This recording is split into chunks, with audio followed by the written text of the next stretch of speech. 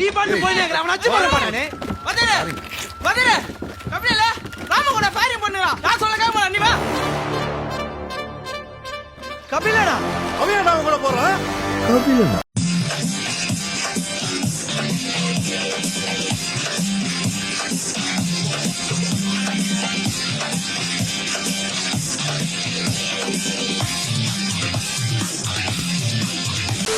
வணக்கம் கிரிக்கெட் ரசிகர்களே, welcome back to Tamil cricket trolls with you well present. Let's welcome Rahman de Villiers and ஸ்மித்யன் on board. World Test Championship final day 3 முடிஞ்சிருக்கு. அதை பத்தி தான் டிஸ்கஸ் பண்ண போறோம். South Africa inches close to claiming the mace. Okay, அதுவும் இல்லாம நாளைக்கு நம்ம very important day. History create பண்ண போறாங்களா இல்ல ஹிஸ்டரி ரிப்பீட் பண்ண போறாங்களான்னு வெயிட் பண்ணி பார்க்கணும். ஹிஸ்டரி கிரியேட் பண்ணுவாங்க நான் நம்புறேன். அந்த இதோட நம்ம வீடியோக்குள்ள போயிடலாம். அகைன் ஒரு சீசா தான் இன்னைக்கு. ஆக்சுவலா ஃபர்ஸ்ட் எடுத்தோடனே வந்துட்டு நேற்று விட்டதோட பாத்தீங்கன்னா ஸ்டார்க்கும் லயானும் ஸ்டார்ட் பண்ணாங்க. லயான் சீக்கிரம் அவுட் ஆயிட்டாரு. அதுக்கப்புறம் ஹேசல்வுட் ஸ்டார்க்கு வந்து நிக்கும் போதே விட்டுட்டேன், நான் மனசு விட்டேன். ஏன்னா வந்துட்டு நான் சொல்லியிருந்த ஸ்கோர் வந்து 200 பாருன்னு சொல்லியிருந்தேன். பிகாஸ் வந்துட்டு முந்தின நாள் டே 2 பிச்சு வந்து எப்படி பிஹேவ் பண்ணுச்சுன்னு பார்த்தோம். செமையா ஸ்விங் ஆச்சு, சீம் ஆச்சு, எல்லாம் இங்கடிலாம் பயங்கரமா போட்டாரு. கமின்ஸ் ஒரு பக்கம் போட்டு சூப்பரா போட்டிருந்தோன்னே இவங்க ரெண்டு பேரும் ஆடும்பொழுது ஓரளவுக்கு ஸ்கோர் பயங்கரமாவே தேத்திட்டாங்க. ரெண்டு பேருமே சீக்கிரம் எடுத்திருக்கணும் என்ன பொறுத்தவரையும். பட் கிரெடிட்ஸ் கொடுக்கணும். ஸ்டார்க்கு வந்து பயங்கரமா ஆனாரு. 136 பால் வந்து 58 ரன்ஸ் அடிச்சிருக்காரு. அந்த இடத்துல வந்து ரொம்பவே குரூஷியலான ரன்ஸ் தேத்தி கொடுத்தாரு. ஹேசல்வுட் இன்னொரு பக்கம் வந்து 53 பால் 17. அவரால் ரொம்ப நேரம் ஹோல்ட் பண்ண முடியல. ஆக்சுவலா அவுட் ஆயிட்டாரு. பட் ஸ்டில் அப்படியே சவுத் ஆப்பிரிக்கா பிளேயர்ஸ் மூஞ்செல்லாம் ஃப்ரஸ்ட்ரேஷனே பார்த்தாச்சு. ரபாடா யான்சன் தான் பயங்கர ஃப்ரஸ்ட்ரேட் ஆயிட்டாங்க. இன்னைக்கு மார்க்ரமோட டே என்னை பொறுத்தவரை. ஏன்னா அவர் தான் வந்து அந்த பார்ட்னர்ஷிப்பையும் பிரேக் பண்ணி க்ளோஸ் பண்ணி கொடுத்தாரு. ஸோ வந்துட்டு ஸ்டார்க் அண்ட் ஹேசல்வுட் பேட்டிங் பத்தி சொல்லிருங்க. செமையா ஆனாங்க ஆக்சுவலா. அதான் ஹேசல்வுட் வந்து சாலிடா டிஃபென்ஸும் பயங்கரமா ஆடினாரு. கரெக்டான டைம்ல ஒரு மாதிரி லாஃப்டர் டிரைவுக்கும் போனாரு. எனக்கு தெரிஞ்சு அதுவுமே கரெக்டா தான் போச்சு. பேட்டிங் பார்ட்னர்ஷிப் சூப்பரா இருந்தது. நீங்க சொன்ன மாதிரி விக்கெட்ல நல்லாவே சிக்னிபிகன்ட் சேஞ்ச் இருந்தது. நல்ல ஒரு பேட்டிங் ட்ராக்கா இவால்வ் ஆகிட்டே வந்தது. ஸோ ரெண்டு பேருமே நல்லா பண்ணாங்க. எனக்கு தெரிஞ்சு சவுத் ஆப்பிரிக்கா பவுலிங்ல தான் கொஞ்சம் எக்ஸ்பெரிமெண்ட் பண்ணிருக்கலாம். நம்ம நேற்று வீடியோலயே டிஸ்கஸ் பண்ணதுதான். அது ஆக்சுவலா ரிலீஸ் ஆகல, நம்ம போஸ்ட் பண்ணல. பட் என்னன்னா ஒரே பிளானுக்கே போயிட்டாங்க. மேல போட்டு ஸ்லிப் கார்டன்ல கேட்ச் எடுக்கலான்ற பிளானுக்கே போயிட்டாங்க. பவுன்சர் அடிச்சிருந்தாலே பவுலர்ஸ் வந்து டிஃபென்சிவா போயிருப்பாங்க. எல்லா பாலுக்கும் இந்த ஏதோ ஒரு ஷார்ட் ஆட போயிருப்பாங்க, கண்டிப்பா மாட்டிருப்பாங்க. அது கொஞ்சம் ரொம்ப லேட்டா எக்ஸிக்யூட் பண்ணிட்டாங்க. அதே மாதிரி மார்க்ரம் ரெண்டு பேருமே லெஃப்ட் ஹேண்டர்ன்றப்ப இன்னும் கொஞ்சம் ஏர்லியராகவே ட்ரை பண்ணிருக்கலாம். அந்த பிளானையும் மிஸ் பண்ணிட்டு ரொம்ப லேட்டரா கொண்டு மார்க்ரம் போட்ட ஃபர்ஸ்ட் ஓவரே மெய்டனு ஸ்டார்க் வந்து ஸ்ட்ரகிள் பண்ணாரு. ஒழுங்கா மீட்டே பண்ண முடியல, அவரால் ஸ்ட்ரகிள் பண்ணாரு. அங்கேயே கிளியரா டிஃபரன்ஸ் தெரிஞ்சுது. மார்க்கரமுமே இன்னும் கொஞ்சம் ஏர்லியரா கொண்டு வந்திருக்கலாம். இல்ல சொல்ற மாதிரி பிட்ச் வந்து பயங்கரமா ஈஸ் அவுட் ஆயிடுச்சு ப்ரோ. இன்னைக்கு பேட்டிங் வந்து ஆஸ்திரேலியா ஆடுறப்பே வந்து எனக்கு ஒரு பயம் வந்துருச்சு. அதுக்கு ரீசன் என்னன்னா, பிட்ச் வந்து நீங்க கமெண்ட்ரி கேட்டிருந்தாலும் சரி, அந்த பிட்ச் சர்ஃபேஸுமே ஜூம் பண்ணி காட்டினாங்க. அதே மாதிரி பிட்ச் ரிப்போர்ட்லயுமே சொன்னது எல்லாமே சரி. என்னன்னா பிட்ச் வந்து கம்ப்ளீட்டா நேத்துக்கும் இன்னைக்கும் வந்து டோட்டல் கான்ட்ராஸ்டிங் பிட்ச் மாதிரி தான் இருந்துச்சு. நல்லா ஈஸ் அவுட் ஆகி பேட்டுக்கு வந்து நல்லா பால் வர ஆரம்பிச்சிருச்சு. பெருசா டிஃபிகல்ட்டா இல்ல பேட்டிங். எல்லா கமெண்டேட்டர்ஸுமே அதான் சொன்னாங்க.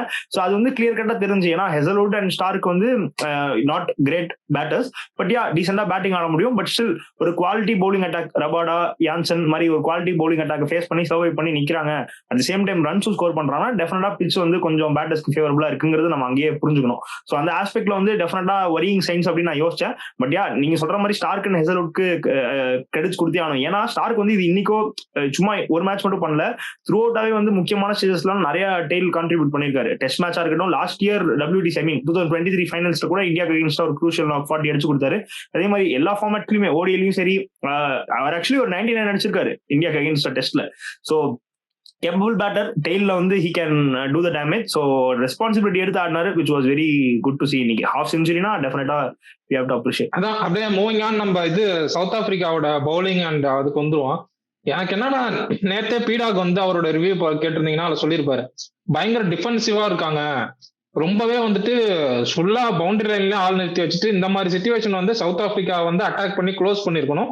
பட் இவங்க வந்துட்டு பயங்கர டிஃபென்சிவா இருக்காங்கன்னு அலெக்ஸ் கேரி ஆடுறப்பவே அவர் சொன்னாரு. பயங்கர டிஃபென்சிவா இருக்காங்கன்னு. இன்னைக்கும் ரொம்ப பயங்கர டிஃபென்சிவா இருந்துட்டாங்க. ஈஸியா அந்த சிங்கிள்ஸ் டூஸ் பயங்கரமா போயிட்டே இருந்துச்சு. அதனாலதான் ஸ்கோர் போர்டு வந்து டிக்கிங் ஆயிட்டே இருந்துச்சு. அவங்களுக்கும் ப்ரெஷர் இல்லாம ஆட ஆரம்பிச்சிட்டாங்க ஒரு ஸ்டேஜுக்கு மேல. ஸோ வந்து அந்த இடத்துல பவுமா கேப்டன்சி மேல எனக்கு கன்சர்ன் வந்துதான் இருக்கு. என்னதான் இருந்தாலும் அவங்க டெய்ல் எண்டர்ஸ் தான். கொஞ்சம் அட்டாக்கிங்கா ஃபீல்ட் செட் வச்சு இன்னும் கொஞ்சம் ட்ரபிள் பண்ணிருக்கலாமா அப்படின்னு எனக்கு தோணுச்சு. அதான் நீ சொல்றது கரெக்ட் தான். இன்னும் கொஞ்சம் அட்டாக்கிங்கா ஃபீல்ட் செட் பண்ணியிருந்தா அங்கேயே அவங்களுக்கு கொஞ்சம் பதறி இருக்கும். கண்டிப்பா ஏதோ இருக்கும். அதுவும் இல்லாம இன்னைக்கு இந்த இது கூட போட்டு காட்டினாங்க, பிளாட் கூட. ஃபுல்லாவே வந்து ஆஃப் ஸ்டெம்புக்கு வெளியே தான் போட்டிருக்காரு ரபாடா. ஸ்டெம்ப் லைன்ல வந்து ஒரு 3 பால் தான், ஆஃப் ஸ்டெம்ப் லைன்ல 3 பால் தான் ஸ்டெம்ப் ஹிட் பண்ணுது, மீதி எல்லாம் வெளியே போட்டிருக்காரு. அங்கேயும் பெரிய மிஸ்டேக். ஏன்னா ஒன்னு பேட்ஸ் அட்டாக் பண்ணும் பவுலர் பேட்டிங் வரும்போது, இல்லைன்னா ஸ்டெம்ப்ஸ் அட்டாக் பண்ணும், ரெண்டுமே இல்ல. சோ கண்டிப்பா டிஃபென்சிவா தான் போயிருக்காங்க. ஒரு லைன் அண்ட் லென்த்தும் கரெக்டா மெயின்டைன் பண்ணல டெய்லண்டர்ஸ்க்கு. இப்போ ஃபர்ஸ்ட் இன்னிங்ஸ்ல வந்து ஒரு மேசிவ் லீட் ஆஃப் 70 ரன்ஸ்ங்கிறப்போ ஆஸ்திரேலியா பக்கம் கேம்னு நம்ம நினைச்சிட்டு இருந்தோம், கரெக்டா?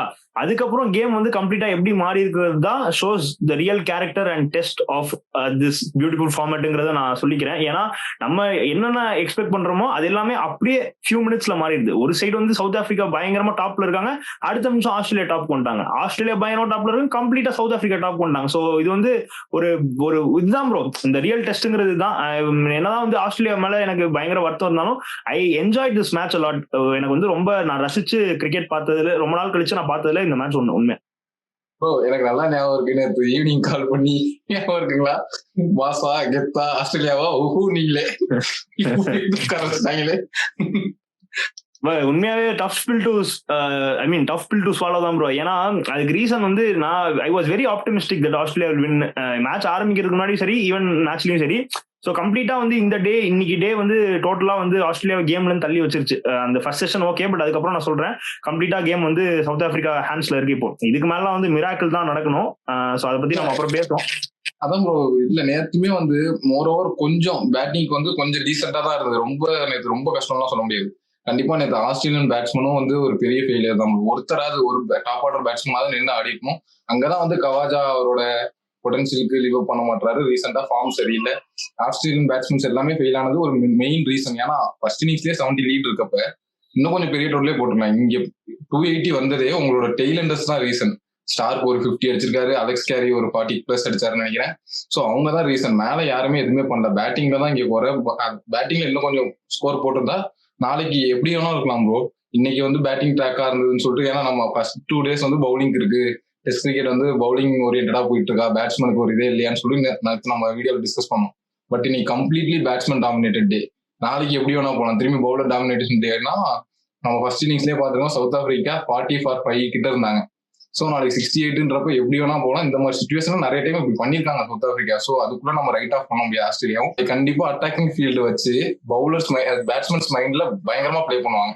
அதுவும் இந்த நாளைக்கு தான் இந்த பேண்டர்ஸ்லாம் உள்ள வரும். ஸ்லிப்ல இருந்து ஏதாவது காமெண்ட் கொடுத்துட்டே இருப்பாங்க. பேட்ஸ்மேன் மைண்ட்ல கண்டிப்பா நாளைக்கு பிளே பண்ணுவாங்க. நீங்க வேணா பாருங்க. இல்ல they have nothing to lose bro. ஆஸ்திரேலியாவுக்கு வந்து இட்ஸ் ஆல் அவுட் போய் தான் ஆகணும், வேற வழி கிடையாது. ஸோ அந்த ஆப்ஷன் தான் அவங்க எடுத்தாலும் which is the right move to do. And moreover வந்து வேற எந்த டீமா இருந்தாலுமே மென்டலி கொஞ்சம் டவுன்வர்ட்ஸா இருக்கிறப்போ Australia is the maybe one among the great teams who I can say டெஃபினட்டா வந்து இன்னுமே வந்து தே வில் ஃபைட். அந்த கம்பீட்டிங் அந்த ஸ்பிரிட் வந்து எப்பவுமே உண்டு. That I always admire from Australia. அதனால தான் one of the reasons why I support this beautiful team. ஆனா யா கீப்பிங் அபார்ட் டெஃபினட்டா நீங்க சொல்ற மாதிரி batting has to be blame, criticise எல்லாமே. பிகாஸ் நீங்க சொல்ற மாதிரி ஒரு ஸ்டேஜுக்கு மேல அது வந்து not as bad as like what Australian batters made it look like. அந்த அளவுக்கு வந்து கஷ்டமாலாம் கிடையாது. So definitely Australian batters has to be questioned. ஏன்னா வந்து very poor performance. Squad selection பத்தி நான் பெருசா பேச விரும்பல, அது எனக்கு பொறுத்த வரைக்கும் கொஞ்சம் ஃபேர் தான். பட் நான் வந்து எக்ஸிகியூஷன் தான் சொல்றேன். நிறைய பேட்டர்ஸ் வந்து பயங்கர டிசப்பாயின்மெண்ட். டிராவிஸ் ஹெட் வந்து அவரு வந்து எப்பவுமே இந்த மாதிரி சிச்சுவேஷன்ல வெண்ட் அவுட் பண்ணி கொடுப்பாரு. ஸோ அது வந்து ஒரு மிஸ் ஆயிடுச்சு. அதே மாதிரி Cameron Green coming back from injury, அந்த பொசிஷன்ல அவருமே ஃபெயில் ஆயிட்டாரு. உஸ்மான் கவாஜா நேத்தே நம்ம வீடியோட சொல்லியிருந்தோம். ஆக்சுவலி மக்களே நேத்தே நாங்க நிறைய அதை பத்தி பேசியிருந்தோம். பட் அன்பார்ச்சுனேட்லி டெக்னிக்கல் இஷ்யூவால ரெக்கார்ட் ஆகல. ஸோ யாரும் தப்பா எடுத்துக்காங்க. உஸ்மான் கவாஜா நேற்று சொன்ன மாதிரி தான் ஒரு ஹேண்ட் ஐ கோஆர்டினேஷன் இல்ல, ரிஃப்ளெக்ஸ் போயிடுச்சு. ஸோ வந்து டெஃபினட் டிசப்பாயிண்டிங் சைன்ஸ் பேட்டிங் பொறுத்த வரைக்கும். இல்ல ஸ்மித் கூட நான் பயங்கரமா எக்ஸ்பெக்ட் பண்ணேன் இந்த செகண்ட் இன்னிங்ஸ்ல. ஸ்மித்துமே லெட் டவுன் தான். 25 balls ஆடி இருக்காரு, 13 runs அடிச்சிருந்தாலுமே எனக்கு என்னமோ ஸ்மித்துமே லெட் டவுன் மாதிரி தான் தோணுது. அவருமே பிக் மேட்ச் பிளேயருங்கிறதால இந்த மேட்ச்ல பெருசா அடிச்சிருந்தாருன்னா ஃபர்ஸ்ட் இன்னிங்ஸ்ல பெர்ஃபார்ம் பண்ணாரு, நான் இல்லைன்னு சொல்ல. பட் செகண்ட் இன்னிங்ஸ்லயும் அந்த மாதிரி ஒரு பிளேயர் அப்படிதானே எதிர்பார்க்கிறோம். ஃபேப் 4ங்கும்போது அந்த மாதிரி ஒரு பிளேயர் அதை எதிர்பார்க்க தானே செய்யணும். இல்ல நீ சொல்றது கரெக்ட் தான். ஃபர்ஸ்ட் இன்னிங்ஸ்ல பெர்ஃபார்ம் பண்ணாருன்றதுக்காக இங்க சொல்லாம இருக்க முடியாது. ஏன்னா நம்ம எல்லாருக்குமே தெரியும் பெரிய ஸ்டேஜ்ல ஸ்மித் எப்படி பெர்ஃபார்ம் பண்ணுவாருன்னு சொல்லிட்டு. அதுவும் லுங்கிங்கிலி ஓவர்ல அவுட் ஆயிட்டு போறாரு. அதுவும் அவர் யூஸ்வல் ஷஃபிள் பண்ணிட்டு LBW கேண்டிடேட் அவர் யூஸ்வலா அதை ஆடிடுவாரு. பட் நேற்று அதை ஆடல. அதுவுமே நம்ம சொல்லிதான் ஆகணும். அவர் இன்னும் கொஞ்சம் டீசெண்டா ஆடி இருக்கலாம். எஸ், லுங்கிங்கிலி வந்து ஒரு நல்ல ஸ்பெல்ல இருந்தாரு. பட் அந்த பால்லாம் ஆடிடுவாரு ப்ரோ. நார்மல் டேல வந்து ஸ்டீவ் ஸ்மித் நல்லாவே ஆடிடுவாரு. இல்ல நல்ல ஸ்பெல்ல இருந்தாருன்னு சொல்றதை விட ஸ்டார்ட் பண்ணதே ஸ்மித் தானே அவர் ஸ்டார்ட் பண்ணாரு நேத்து. அந்த கான்பிடன்ஸ்ல அதான் ஃபர்ஸ்ட் டே நான் போன வீடியோல பேசினதே தான். ஃபர்ஸ்ட் டே வந்துட்டு ஓவர் பிச்சா போட்டு இருந்தாரு. இந்த டைம் வந்து கரெக்டா லென்த்தை பிடிச்சி போட்டாரு. மேபி ஸ்மித் வந்து அதை ஒரு டேக்கிள் பண்ணி கொஞ்ச நேரம் இன்னும் ஒரு 2-3 4 அடிச்சிருந்தா திருப்பி அவர் லைன் அண்ட் லென்த் கண்டிப்பா டிஸ்டர்ப் ஆயிருக்கும். லுங்கி இங்கிடிக்கு இந்த அளவுக்கு ஒரு டெரிஃபிக்கா இருந்திருக்க மாட்டாரு. பட் வந்து அந்த இடத்துல விக்கெட் லூஸ் பண்ணதும் பெரிய விக்கெட் வேறையா அவர் கரெக்டா புடிச்சிட்டார், லைன் அண்ட் லென்த் டெலிவர் பண்ணிட்டார். அதான் ப்ரோ, ஸ்மித் வந்து obviously he has set standard so high. டெஸ்ட்ல கோட்னு வந்து அவர் சொல்லியிருக்காருன்னா டெஃபினட்டா நம்ம வந்து ஃபர்ஸ்ட் இன்னிங்ஸும் எக்ஸ்பெக்ட் பண்ணுவோம், செகண்ட் இன்னிங்ஸும் எக்ஸ்பெக்ட் பண்ணுவோம் தான். That is how he has set standard. But yeah obviously ஒரு இன்னிங்ஸ் அடிச்சாரு அட்லீஸ்ட் வந்து அது ஓகே. நான் செகண்ட் இன்னிங்ஸ் லெட் டவுன் தான், பட் ஸ்டில் மற்ற பிளேயர்ஸ் வந்து 2 இன்னிங்ஸுமே பெர்ஃபார்ம் பண்ணல. அதனாலதான் நான் அவங்க 3 பேரும் மெயினா சொன்னேன். டிராவிஸ் ஹெட்டுமே சரி 2 இன்னிங்ஸுமே பெர்ஃபார்ம் பண்ணல. உஸ்மான் கவாஜா 2 இன்னிங்ஸுமே பெர்ஃபார்ம் பண்ணல. கேமரான் கிரீன் 2 இன்னிங்ஸுமே சிங்கிள் டிஜிட். ஸோ வந்து ஃபர்ஸ்ட் வந்து லைம் லைட் அவங்க மேல போகுது. ஸோ அந்த ஆஸ்பெக்ட்ல நான் சொன்னேன். யா டெஃபினட் டிசப்பாயின்மெண்ட் தான் ப்ரோ. கண்டிப்பா ரியலி ஹர்ட் தேர் பெர்ஃபார்மன்ஸ். ரொம்ப ஃப்ரஸ்ட்ரேட்டிங் பெர்ஃபார்மன்ஸ் தான். Okay, moving on. நம்ம அப்படியே சவுத் ஆப்பிரிக்காவோட பேட்டிங் வந்துருவோம். அடுத்து சவுத் ஆப்பிரிக்கா பேட்டிங் வந்தாங்க. 280+ டார்கெட்டோட உள்ள வந்தாங்க. எனக்கு என்னமோ 280+ நான் ஓரளவுக்கு மனசு விட்டேன். சரி, ஆஸ்திரேலியா தான் செகண்ட் டெஸ்ட் மேட்ச் அப்படின்னு நினைச்சிட்டு இருந்தேன். அதே மாதிரி வந்து ரயான் ரிக்கல்டனும் ஏர்லியானாவே விக்கெட்டை விட்டாரு. ஸ்டார்க்கு சொல்லி எப்பவுமே அந்த ஃபர்ஸ்ட் ஃபியூ ஓவர்ஸ்ல வந்து கண்டிப்பா டெலிவர் பண்ணிடுவாரு.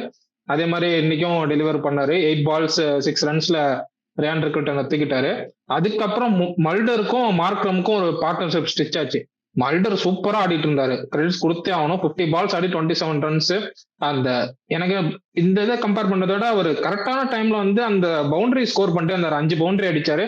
அங்கவே ஆஸ்திரேலியன் பிளேயர்ஸை கொஞ்சம் அப்செட் பண்ற மாதிரி இருந்துச்சு எனக்கு அந்த பவுண்டரி ஸ்கோர் பண்ணும்போது மல்டரு. அதுவுமே ஒரு நல்ல பார்ட்னர்ஷிப். பட் நேரா லபுஷன் கையிலே அடிச்சு அவுட் ஆயிட்டாரு. அதுக்கப்புறம் மார்க்ரம் அண்ட் பவுமா தான். அதுவும் பவுமா அந்த ஹாம்ஸ்ட்ரிங் இன்ஜுரியோட அப்படியே ஒரு கேப்டன்ஸ் நாக் ஆனாரு. பயங்கரமா இருந்துச்சு ஆக்சுவலா. 121 ball 65. மார்க்ரம் வந்து 159 ball இன்னைக்கு ஒரு செஞ்சுரி அடிச்சிருக்காரு. இவங்க 2 பேர் இன்னிங்ஸ்லயுமே அந்த அகைன் அந்த ஸ்ட்ரைக் ரேட் தான். இவர் 50+ அவர் 64 ஸ்ட்ரைக் ரேட்டுங்கிறப்ப எந்த இடத்துலயும் ஒரு ஷெல்லுக்குள்ள போய் சரி இன்னும் 2 நாள் இருக்கு நம்ம பார்த்து ஆடுவோங்கிற மாதிரி ஒரு ஷெல்லுக்குள்ள போகாம லூஸ் பால்ஸ் அட்டாக் பண்ணிக்கிட்டே இருந்தாங்க. Which is very great. மார்க்ரம்க்கு சல்யூட், பவுமாக்கும் சல்யூட். 2 பேருமே பயங்கரமா இருந்தாங்க. அப்படியே கண்டினியூ பண்ணி நான் ஸ்டார்க்கு ஒரு சல்யூட் பண்ணிடுறேன். அந்த இன்னைக்கு ஃபுல்லாவே அவர் தான் பேட்டிங் ஆனாரு. முடிச்சுட்டு 10 minutes பிரேக் தான் வந்தாரு. ஸ்ட்ரெயிட்டா அவர் தான் ஸ்பெல் ஸ்டார்ட் பண்ணாரு. விக்கெட் எடுத்து கொடுத்துட்டாரு. நம்ம இந்த மாதிரி ஒரு பேட்டிங்க்கு கொஞ்சம் இவால்வ் ஆயிடுச்சு பிச்சுன்னு பேசுறப்ப ரியான் ரிக்கல்டன் விக்கெட் விட்டாரு. அதெல்லாம் அக்செப்டே பண்ணிக்க முடியாது ப்ரோ. நேத்து நான் சொன்னதுதான், எதுக்கு அவர் வெளியே போற பாலை போய் சேஸ் பண்றாரு எனக்கு புரியவே இல்லை. போயிட்டு சம்பந்தமே இல்லாம அதுக்கு விக்கெட், அதுவும் இந்த மாதிரி ஒரு பேட்டிங் ட்ராக்ல விக்கெட் விட்டு போய் அங்க உட்கார்ந்து இருக்கிறது எவ்வளவு கஷ்டமா இருக்கும்னு எனக்கு தெரிஞ்சு அவர் இன்னும் கொஞ்சம் ஆடி இருக்கலாம், கொஞ்சம் லாங்கர் இன்னிங்ஸ் ஆடி இருக்கலாம். அதே மாதிரி நீ சொல்ற மாதிரி முல்லருக்கு வந்து பெரிய கிரெடிட்ஸ் கொடுத்தே ஆகணும். ஃபர்ஸ்ட் இன்னிங்ஸ்ல அவர் தான் வந்து அந்த சவுத் ஆப்பிரிக்கன் பேட்ஸ்மேன் உள்ள வராம ஸ்டார்க்கோட அந்த பெரிய ஸ்பெல்ல அவர் தான் வந்து கடந்து போக ஹெல்ப் பண்ணாரு. அவர் தான் வந்து ரொம்ப நேரம் ஆடினாரு. 40+ balls ஆடி ஒண்ணுமே ஸ்கோர் பண்ணாம இருந்தாரு. அதை நம்ம நிறைய பேர் கிரிட்டிசைஸ் பண்ணோம். பட் நான் சொன்ன மாதிரிதான், உங்களால ஸ்கோர் பண்ண முடியலன்னா அட்லீஸ்ட் அந்த பேஸை கடந்து போகணும். அந்த மாதிரி அது அவர் சூப்பரா பண்ணாரு. செகண்ட் இன்னிங்ஸ்ல கம்ப்ளீட்டா அப்படியே டிராஸ்டிக் சேஞ்ச் ஓவர். வந்ததுல இருந்தே இன்டென்ட், ஸ்கோர், பவுண்டரி எல்லா ஸ்கோரிங் ஆப்பர்ச்சுனிட்டிஸும் யூட்டிலைஸ் பண்ணாரு. ஸோ நம்பர் 3ல புதுசா முல்லருக்கு ஒரு சான்ஸ் கொடுத்தாங்க. அவர் அதை ப்ரூவ் பண்ணிருக்காரு. எப்படின்னா ரொம்ப பெரிய லெவல்ல ப்ரூவ் பண்ணனாலும் டீசெண்டா நானும் கேப்பபிள் தான், என்னாலையும் நியூ பால ஃபேஸ் பண்ண முடியும்னு காட்டியிருக்காரு. அந்த சைட்ல அதுதான் கொஞ்சம் ஆஸ்திரேலியாவுக்கு லெட் டவுனா இருக்கு. கிரீன் வந்து ஃபர்ஸ்ட் மேட்ச் நம்ம ஹார்டா போக முடியாது. பட் முல்லருக்கு ஒரு பெரிய பாசிட்டிவா இருக்கு. ஒரு புது பொசிஷன், நல்லா ரெஸ்பான்சிபிலிட்டி எடுத்து ஆடி இருக்காரு. நீங்க சொல்ற அந்த ரேன் ரிக்கல்டன் விஷயத்துக்கு இந்த margin of positive cricket and going for ஷார்ட்ஸ்ங்கிறது ரொம்ப தின். ஓகேவா? இது அந்த பாசிட்டிவ், ஏன்னா ப்ரோ 280ங்கிறப்போ பிச் ஈஸோட் ஆயிருச்சு, எல்லாமே ஓகே. பட் வந்து ஸ்டார்டிங்ல இருந்தே அவங்களோட இன்டென்ட் வந்து பாசிட்டிவ் கிரிக்கெட் ஆடணும் தான் அவங்க நினைச்சாங்க. ஏன்னா அதுதான் வந்து லாஸ்ட் டைம் வந்து ஷெல்ல போய் மாட்டிக்கிட்டு Australian bowlers on top of the head உட்காந்துட்டாங்க. அது பண்ணக்கூடாது, மேபி அவங்க பாசிட்டிவ் கிரிக்கெட் ஆடினாங்க. ஆனா நீங்க சொல்ற மாதிரி அந்த அவுட் சைட் ஆஃப் ஸ்டம்ப் பால்ஸ்லாம் வந்து கொஞ்சம் டிட்டர்மைண்டா எந்த ஷாட்டுக்கு போகணுங்கிறது கொஞ்சம் சூஸ் பண்ணி ஆடலாம். பட் யா நம்ம ஹைண்ட் சைட்ஸ்ல பேசலாம். அண்ட் இன்னொரு விஷயம் நான் இன்னொரு சொல்ல விரும்புறேன் ப்ரோ, இந்த ட்ரையோ, இந்த நம்ம லெஜெண்டரி ட்ரையோ நான் பேசுறேன்ல, டேலண்ட் வைஸ் 100 out of 100, அதுல வந்து ஒரு கொஸ்டின் மார்க்ஸுமே கிடையாது. ஆனா ஒரு ஆச்சரியமான ஒரு ஸ்டாட் நான் உங்களுக்கு சொல்றேன். லெஜெண்டரி ட்ரியோ சேர்ந்து பெர்ஃபார்ம் பண்ண மேட்சஸ் எல்லாமே, முக்காவாசி இம்பார்ட்டன்ட் மேட்சஸ் எல்லாமே ஆஸ்திரேலியா தோத்துருக்காங்க. போலாண்டு, ஸ்டார்க்கு, கமின்ஸ், இவங்க 3 பேர் தான் மோஸ்ட்லி ஒன்னா விளையாடிருக்காங்க. இப்போ last world Test championship finals எடுத்துக்கிட்டீங்கன்னா ஸ்டார்க், கமின்ஸ், போலாண்ட் இவங்க 3 பேர் தான் விளையாண்டாங்க. பார்டர் கவாஸ்கர் டிராஃபி இப்போ போய் ஆஸ்திரேலியா இந்தியா நடந்துச்சுல, அதுல நடந்த 5 டெஸ்ட் மேட்ச்ல ஸ்டார்க், கமின்ஸ், ஹெசல்வுட் 3 பேர் விளையாண்ட 2 மேட்ச் தான் விளையாண்டாங்க. அந்த 2த்துல ஒரு மேட்ச் தோத்துட்டாங்க, இன்னொரு மேட்ச் டிரா. மிச்சம் 3 மேட்ச் ஸ்டார்க், கமின்ஸ், போலாண்ட் இவங்க 3 பேர் விளையாண்ட 3 மேட்ச்மே வின்னு. அதே மாதிரி நீங்க 2021 பிஜிடியுமே இந்த ட்ரையோ ஸ்டார்க், கமின்ஸ், ஹெசல்வுட் 3 பேர் விளையாண்டு தோத்துட்டாங்க. சோ முக்கியமான மேட்சஸ் நிறைய. ஓடிஐ கிரிக்கெட் ஓகே, நான் இதுல சொல்லவே இல்லை. பட் டெஸ்ட் கிரிக்கெட்ல இதுல வந்து தப்பே சொல்ல மாட்டேன் ப்ரோ. அவங்க எல்லாருமே வந்து highly rated cricketers. Trio legendary trio, அதுல தப்பே சொல்ல. பட் ஸ்டாட்டிஸ்டிக்கலி இன்னைக்கு நான் ஒரு ரெக்கார்ட் பார்த்தேன். முக்கியமான மேட்சஸ் எல்லாத்துலயுமே இந்த ட்ரையோ சேர்ந்து விளையாண்டு தோத்துருக்காங்க. இன்னைக்கு பவுலர்ஸால தோக்கல. ஆனா ஜஸ்ட் ஒரு ஸ்டாட் ட்ரிவியா நான் உங்களுக்கு இன்ஃபார்ம் பண்ணிக்கிறேன், வேற ஒண்ணுமே கிடையாது. ஓகே ப்ரோ, நீங்க சொல்றதெல்லாம் அக்செப்டபிள் தான். ஆனா நீங்க இப்போ சொன்ன எல்லாமே வந்து மோஸ்ட்லி இந்தியாவுக்கு அகைன்ஸ்டா தான் இருக்கு. இந்தியாவுக்கு அகைன்ஸ்டா போலண்ட் நல்லா பண்றாருன்னா அது எல்லாருக்குமே தெரிஞ்ச விஷயம் தான். சோ அந்த ட்ரையோ இங்கிலாந்துக்கு அகைன்ஸ்டாவே சொல்றேன். ஆஷஸ்லயுமே நீங்க 2023 ஆஷஸ் 2021 ஆஷஸ்லாம் போய் அங்க ரீடைன் பண்ணாங்க. பட் ஸ்டில் அங்க அந்த மேட்சஸ்மே வந்து நிறைய இதெல்லாம் வந்து பவுலர் ஸ்டெப் இன் பண்ற மேட்சஸ்லாம் நிறைய தோதாங்க.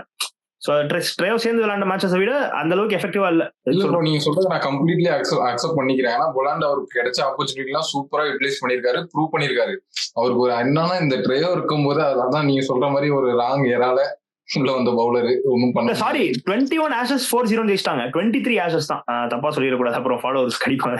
ஸ்டீவ் ஸ்மித்தோட அந்த கேட்ச் அதை பத்தி தான் நான் மெயினா பேச வந்தேன். ஆக்சுவலி வந்து ப்ரோ த்ரூ அவுட் நீங்க ஆஸ்திரேலியா இன்னிங்ஸ் பாத்தீங்கன்னாவே அந்த பேக் எண்ட் வந்து நிறைய பால் வந்து ஷார்ட் ஆஃப் விழுந்துட்டு இருந்துச்சு. எல்லாமே கொஞ்சம் முன்னாடி விழுந்துட்டு இருந்துச்சு, எதுவுமே கேரி ஆகல.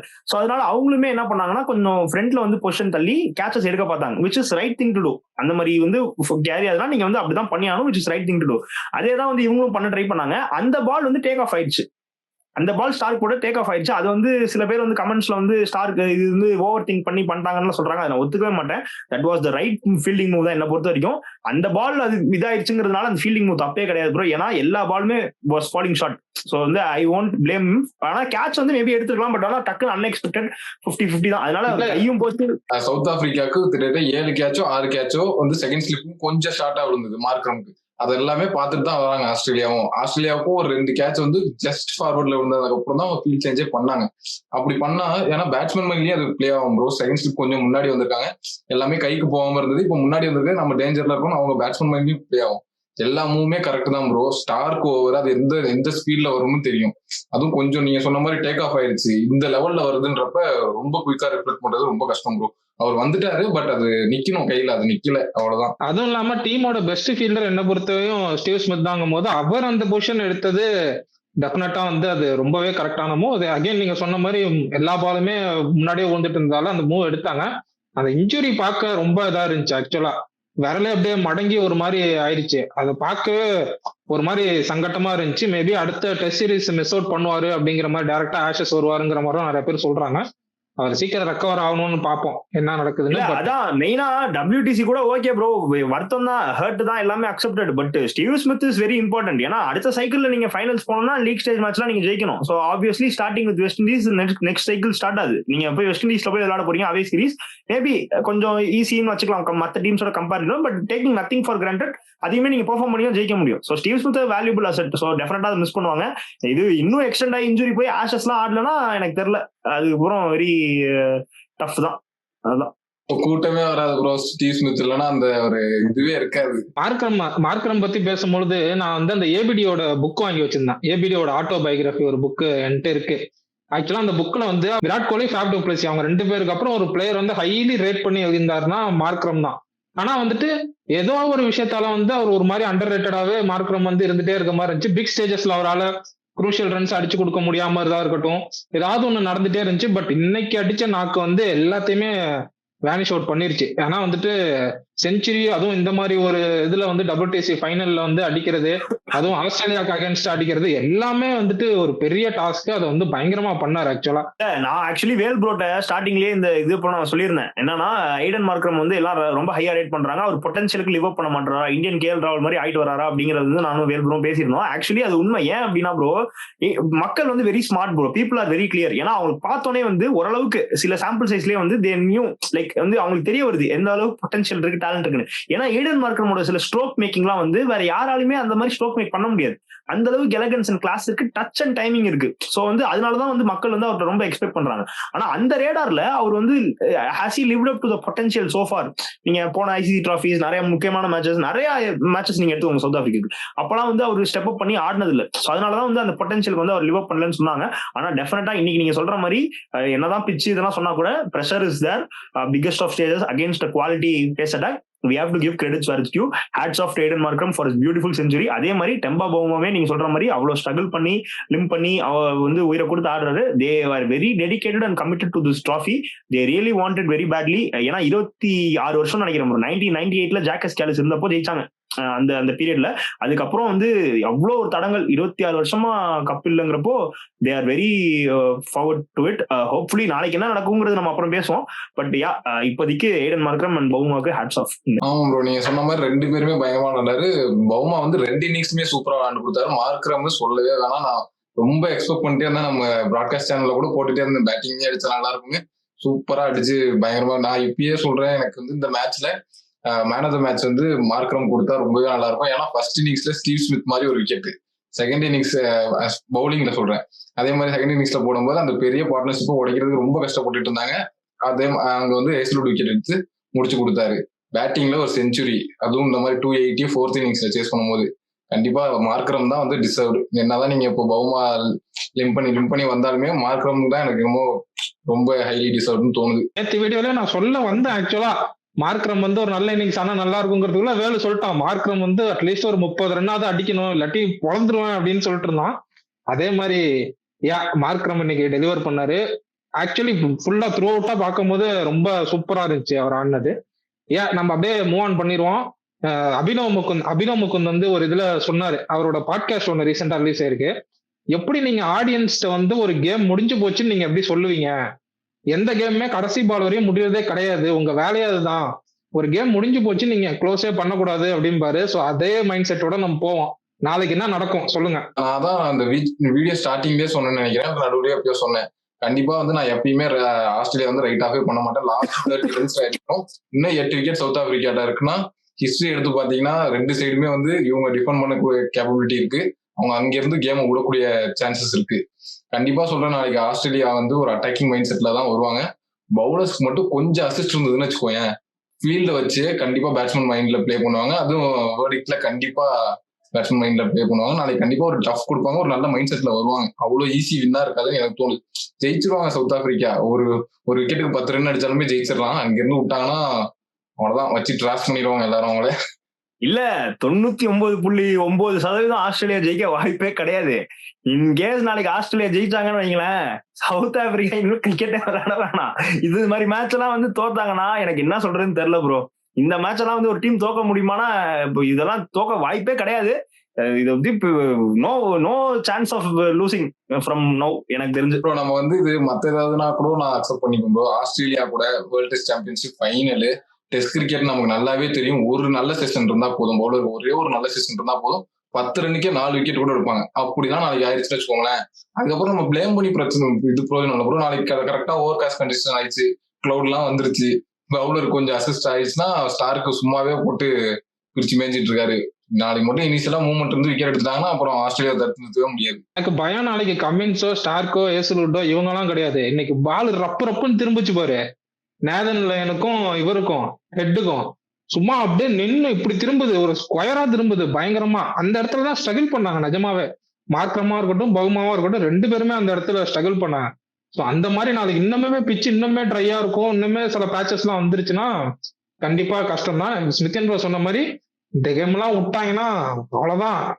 இந்த சுதாகர் சொல்லுவானே, சவுத் ஆப்பிரிக்கா வரையும் போயிட்டு வரான் பவுமாவை பார்க்கணும், அது மாதிரி நான் கிளம்பிடுவேன் டிக்கெட்டை போட்டு சவுத் ஆப்பிரிக்காக்கு. இந்த ஒரு பார்ட்னர்ஷிப் பிரேக் ஆக கூடாது என்ன பொறுத்தவரையும். மார்க்ரம் அண்ட் பவுமாவோட பார்ட்னர்ஷிப் பிரேக் ஆகாம அட்லீஸ்ட் பிரேக் ஆனா கூட எனக்கு அந்த இவர் மேல பெட்டிங்கம் மேல ஏதோ ஒரு நம்பிக்கை இருக்கு. ஸ்டப்ஸ் மேல கூட எனக்கு அவ்வளவு பெரிய நம்பிக்கை இல்லை, பட் பெட்டிங்கம் மேல எனக்கு இருக்கு. ஸோ வந்து நாளைக்கு ஜெயிச்சிருவாங்கன்னு தான் நினைக்கிறேன், ஜெயிக்கணும். ஆக்சுவலி இப்போ இந்த சிச்சுவேஷன்ல இருந்து ப்ரோ, ஒரு சாம்பியன் டீம் அப்படின்னா ஒரு சாம்பியன்ஸ் வந்து நீங்க டீத்ரோன் பண்ணி நீங்க சாம்பியன்ஸ் ஆறீங்கன்னா அதுல வந்து நீங்க கண்டிப்பா ஏதாவது ஒரு சேலஞ்சை நீங்க ஃபேஸ் பண்ணி தான் அதை எதிர்கொள்ளணும். ஸோ வந்து நீங்க சொல்ற மாதிரி இந்த ஓவர் கேஸ்ட் கண்டிஷன்ஸே வரட்டும், Mitchell Starc, Pat Cummins, Hazlewood, Lyon எல்லாருமே நல்லா போடட்டும், அதெல்லாம் தாண்டி நீங்க ஜெயிச்சாதான் நீங்க சாம்பியன்ஸ். ஸோ என்னதான் நாளைக்கு வந்து எவ்வளவு பவுலிங்க்கு ஃபேவரபிளா என்ன நடந்தாலும் சரி, நாளைக்கு South Africa should not lose. ஏன்னா சாம்பியன்ஸ் ஆகிறதுக்கு you need that challenge, you need that skill. So நீங்க அப்பதான் சாம்பியன் ஆக முடியும். ஸோ டெஃபினட்டா நாளைக்கு தோத்தாங்கன்னா I will be very much disappointed as cricket fan first and foremost. இது நான் இன்னைக்கு நாளைக்கு ஜெயிக்கலன்னா இன்னும் ஒரு 20 வருஷத்துக்கு மறந்துருவேன், அவ்வளவுதான். அப்பயே இதான் நான் வந்து நம்ம ப்ரிவியூ வீடியோல சொல்லியிருப்பேன். அவங்க ரோட் டு ஃபைனல் வந்து ரொம்ப ஈஸியா இருந்துச்சு. ஏன்னா அவங்க வந்து 6 சீரீஸ் விளையாண்டாலும் 12 மேட்ச் தான் விளையாண்டாங்க. கம்பேரிட்டிவ்லி ஆஸ்திரேலியா, இங்கிலாந்து, இந்தியா எல்லாம் பார்த்தா இவங்களுக்கு ரொம்பவே ஈஸியா ஃபைனல் வந்துட்டாங்க. இந்த மாதிரி ஒரு சான்ஸ் கிடைச்சிருக்கு, அதுவும் இந்த மாதிரி ஒரு பெரிய ஆல்ரெடி நீங்க தான் மேட்ச் ஜெயிச்சு வச்சிருக்கீங்க, டிஃபெண்டிங் சாம்பியன். உங்க கூட வந்து இப்படி ஒரு காம்படிஷன், இப்படி ஒரு நல்ல பொசிஷன்ல இருக்காங்கன்னா இங்க இருந்து அவங்க ஜெயிச்சே ஆகணும் ப்ரோ. ஜெயிச்சாதான் அவங்க கிரிக்கெட் ஃபேன்ஸ்க்கு ஒரு ஹாப்பினஸ் இருக்கும் ப்ரோ. ரொம்ப வருஷமா ஒரு ஹார்ட் ப்ரோக்கனோட இருக்காங்க அவங்க கிரிக்கெட் ஃபேன்ஸ் இல்ல, ஜென்ரலாவே கிரிக்கெட் ஃபேன்ஸ். நான் நேற்று சொன்ன மாதிரிதான் ஜென்ரலாவே எந்த டீம் அகைன்ஸ்டா ஆடி இருந்தாலுமே எல்லாரும் சவுத் ஆப்பிரிக்காவுக்கு நியூட்ரலா சப்போர்ட் பண்ணிருப்பாங்கன்னு நினைக்கிறேன். ஸோ எல்லா கிரிக்கெட் ஃபேன்ஸ்க்கும் அவங்க ஜெயிச்சாங்கன்னா ஒரு ஹாப்பினஸ் இருக்கும். நான் ஜெயிச்ச மாதிரி இருக்கும் எனக்குலாம். இல்ல எல்லாரும் சொன்ன மாதிரிதான் ஃபர்ஸ்ட்ல இருந்தே வந்துட்டு நான் கூட என் ப்ரெடிக்ஷன் என்ன சொன்னேன்னா ஆஸ்திரேலியா வந்து பயங்கர டாமினன்ஸான டீம், அதனால ஆஸ்திரேலியா தான் வின் பண்ண ப்ரெடிக்ட் பண்றேன். ஆனா சவுத் ஆப்பிரிக்கா தலைகீழா ஆடுவோம்னு சொல்லியிருந்தேன்.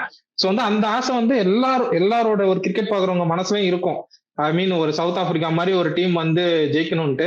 இந்த வருஷம் நிறைய ஜிங்ஸ் பிரேக் ஆயிருக்கு த்ரூ அவுட்டா. அவர் ஒரு வீடியோல கூட ஸ்மித்தின் ப்ரோ சொல்லியிருப்பாரு, ஃபுட்பாலா இருக்கட்டும் இதுல பாஸ்கெட் பாலா எல்லாத்துலயுமே ஒரு ஜிங்ஸ் பிரேக் ஆயிட்டே இருக்கு. அதே மாதிரி இன்டர்நேஷனல் கிரிக்கெட்லயும் இந்த ஜிங்ஸ் பிரேக் ஆனிச்சுன்னா I will be more happy. உங்களுக்கு எல்லாம் இன்னொரு விஷயம் சொல்லிக்கிறேன். ஆன் திஸ் டே 1999 ஓகேவா, ஹெர்ஷல் கிப்ஸ் ஸ்டீவ் வாக்கு ஒரு கேட்ச் ஓடுவாரு. அந்த கேட்ச் வந்து கேட்ச புடிச்சிருவாரு. புடிச்சிட்டு செலிப்ரேட் பண்றதுக்காக கையை தூக்குவாங்க தெரியுமா, கேட்ச் புடிச்சு டக்குன்னு. அப்படி செலிப்ரேட் பண்றப்போ பாலை விட்டுருவாரு. விட்டு நாட் அவுட் ஆகி அங்கிருந்து ஆஸ்திரேலியா செமிஸ் வந்து அங்க இருந்து ஆஸ்திரேலியா கப்பு ஜெயிப்பாங்க. சோ வந்து அந்த ஹெர்ஷல் கிப்ஸோட கேட்சே வந்து அதுதான் டோர்னமெண்டே டிசைட் பண்ணிருச்சு. அந்த கேட்ச் பிடிச்சிருந்தா ஆஸ்திரேலியா காலி போல அந்த game. Steve catch on this day. So அதே ஆன் திஸ் டேல எப்படி சவுத் ஆப்பிரிக்கா ஹிஸ்டரி வந்து இதாது பாருங்க. எப்படி நம்ம வந்து ஆர்சிபி இந்த இதப்போ on this day 2016 SRH won the title அப்படின்னு நம்ம சொன்னா அதே இது வந்து ஆர்சிபி இது போயிருப்பாங்க. ஸோ அதே மாதிரி அந்த டெஸ்டினி வந்து எழுதி இருக்கு. எந்தெந்த டீம்ஸ் எல்லாம் ஜெயிக்கலையோ அவங்க எல்லாம் ஜெயிக்கணுங்கிறது காட்ஸ் ரிட்டர்ன் ஸ்டோரி ப்ரோ. யாராலையும் இதை மாத்த முடியாது. கண்டிப்பா they deserve to get at least one more trophy. அதே மாதிரி பாக்குற மக்களுக்கு எல்லாம் ஒண்ணு சொல்லிக்கிறேன் ப்ரோ, இந்த ஃபார்மேட்டை வந்து எப்பவுமே வாழ வைங்க. அதுதான் வந்து எங்களுக்கும் வேணும். நான் ரொம்ப ரசிச்சு நான் பயங்கர டிசப்பாயின்மெண்ட் எல்லாம் விட்டா நான் அழுதுருவேன். இப்பயே கூட எனக்கு அவ்வளவு வருத்தமா இருக்கு. பட் ஸ்டில் நான் உண்மையா சொல்றேன், டெஸ்ட் கிரிக்கெட் எப்பவுமே பாருங்க, எப்பவுமே என்ஜாய் பண்ணுங்க. இந்த பியூட்டி வந்து எதுலயுமே கிடைக்காது. அதுவும் எஸ்பெஷலி ப்ரோ இங்கிலாந்து லார்ட்ஸ் எல்லாம் வந்து ஃபைனல்ஸ் ஹோஸ்ட் பண்றது ஏன் ரைட்டான டிசிஷன் ஐசிசி பண்ணாங்க அப்படிங்கறத அவங்க திரும்ப திரும்ப காட்டியிருக்காங்க. அந்த கமெண்ட்ரி, அந்த அனாலிட்டிக்கல் கமெண்ட்ரி, எஸ்பெஷலி அந்த பேச்சஸ் எல்லாம் வந்து பால் எப்படி மாறுது, இந்த பிட்ச் எப்படி மாறுது அப்படின்னு காட்டுறதா இருக்கட்டும். நாசர் ஹுசேன் வந்து மிச்சல் ஸ்டார்க் ஸ்டீமிங் இன் தி பால், ரபாடா ஸ்டீமிங் இன் தி பால் சொல்றதா இருக்கட்டும். எல்லாமே வந்து it's perfect bro. This is cricket, this is heaven. So எப்பவுமே இந்த கிரிக்கெட்டை வாழ வைங்க. அதான் ப்ரோ நீங்க சொல்ற மாதிரி அந்த என்விரான்மெண்டே கொஞ்சம் டிஃப்ரெண்டா இருக்கு. க்ரௌடே கொஞ்சம் டிஃப்ரெண்டா இருக்காங்க. கொஞ்சம் சில்ட் அவுட்டா, பெருசா ரொம்ப ஹார்ஷா இல்லாம, ரொம்ப எப்படி சொல்றது ட்ரமாட்டிக்கா இல்லாம கரெக்டா ஒரு நைஸா நல்லா ஒரு சில் பீர் வச்சுட்டு நல்லா ஒரு ஸ்நாக்ஸ் வச்சுட்டு ஜம்முன்னு உட்காந்து மேட்ச் பார்த்துட்டு இருக்காங்க. வித் தட் நோட் நம்ம இந்த வீடியோவோட கன்க்ளூஷனுக்கு வந்துருவோம். ஸோ வந்து நாளைக்கு கண்டிப்பா வீடியோ வரும். நாளைக்கு வந்து என்ன நடக்குது அப்படின்ட்டு பார்ப்போம். As of now South Africa have the biggest advantage. But வந்து சவுத் ஆப்பிரிக்கா வந்து நம்ம த்ரூ அவுட்டா எடுத்து பார்த்தோம்னா இந்த மாதிரி கையில இருந்த மேட்சஸ் நிறைய விட்டுருக்காங்க. இம்பார்ட்டண்டா சொல்ல போனா இந்த T20 வேர்ல்டு கப்பே தெரியும் எங்க இருந்து மேட்சை விட்டாங்கிறது. ஸோ வந்து அந்த மாதிரிலாம் நாளைக்கு எதுவும் நடக்காம ஜெயிக்கணும்னு நான் ஆசைப்படுறேன். அப்படி எதுவும் நடந்துராதா அப்படின்ட்டு அந்த சைட்ல ஒருத்தர் ஆசைப்பட்டு இருக்காரு. So will wait and watch. நாளையோட வீடியோக்கு வந்துருங்க. until then bye from Rahman. யார் ஜெயிச்சாலும் நாளைக்கு கொண்டாட்டம் இருக்கு. யார் ஜெயிச்சாலும் நாளைக்கு கொண்டாட்டம் இருக்கு. சவுத் ஆப்பிரிக்கா ஜெயிச்சா பெரிய கொண்டாட்டம் இருக்கு. இங்கிட்ட வந்து கங்காரோ பிரியாணி குக் பண்றோம். அவர் போட்ட ஸ்டேட்மெண்ட்டுக்கு எல்லாத்துக்கும் சேர்த்து வச்சு ஓகே பாய். ஓகே ப்ரோ, நாளைக்கு பார்ப்போம்.